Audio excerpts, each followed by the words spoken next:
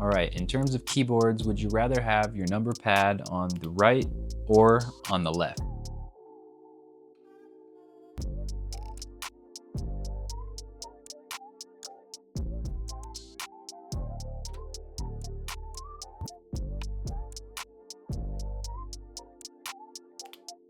So the cool thing about both of these keyboards actually is they're both configured for Windows or Mac, and you have 3 ways to connect the actual keyboard to your computer. For any gamers out there, it also has a 1000 hertz polling rate, and this goes for both keyboards. And my favorite part about both of these keyboards, they're driven by Hall effect sensors and magnetic switches.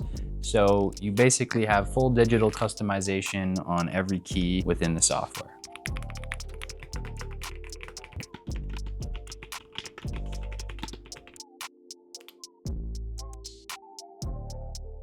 Both are top of the line keyboards. Which one would you choose for your own setup? Let me know in the comments.